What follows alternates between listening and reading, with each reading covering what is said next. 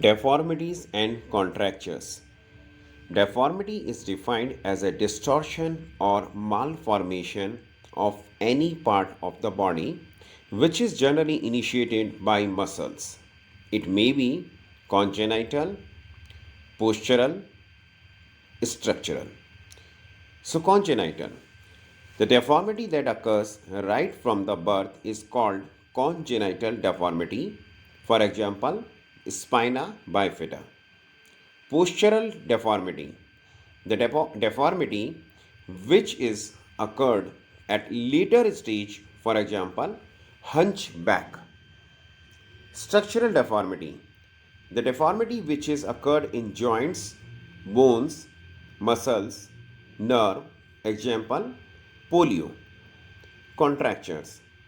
A permanent shortening of muscle tendon unit, muscle, tendon or joint capsule due to spasticity or paralysis. So type of deformities.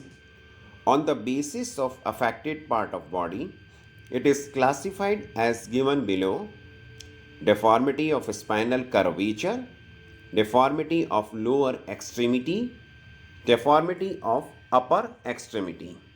So first one is the deformity of spinal curvature.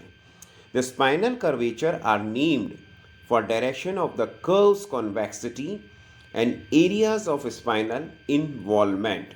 For example, thoracic, lumbar.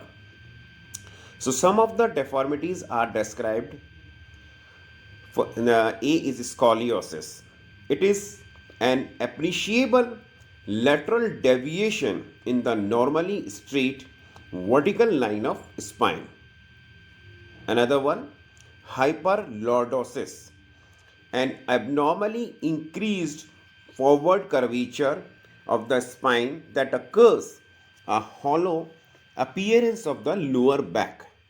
The next is hyperkyphosis, an abnormally increased backward curvature of the spine that causes hump-like appearance of the upper back in pathological state.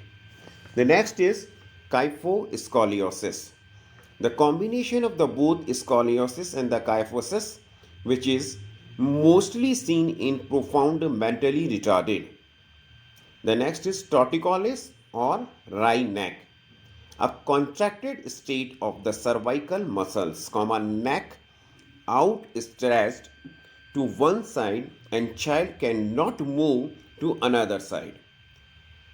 So sternocleidomastoid muscle is involved in this. The next is the deformity of the lower extremity. These deformities affect a person's ability to ambulate, bear standing weight. It can be occurred at three parts. First one is deformities of the pelvis and the hip.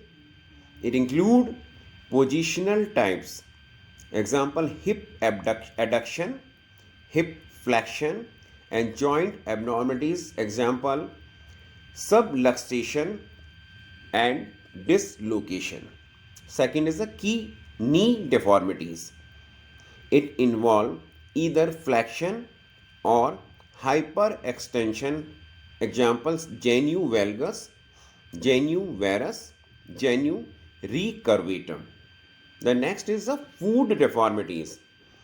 Foot deformities found among persons with multiple handicaps are equinus, equinovarus, equinovalgus. What is equinus? It positions the foot in the plantar flexion. It is caused by tightness of the heel cord. So person with equinus deformity walk on the 4 feet, 4 foot and toes. Equinovalgus deformity, that is called rocker bottom foot, a condition in which the heel of the foot is everted and turned outward from the midline of the body. Equinovarus, a condition in which heel of the foot is turned inward from the midline of the leg. The next is the calcaneus deformity, a condition in which the forefoot is pulled upward and the heel downward. The another one is the deformity of the upper extremities. Deformity of the upper extremities are generally more severe distally than proximally. For example, shoulder deformities, elbow deformities, wrist and hand deformities, wrist drop. Thank you.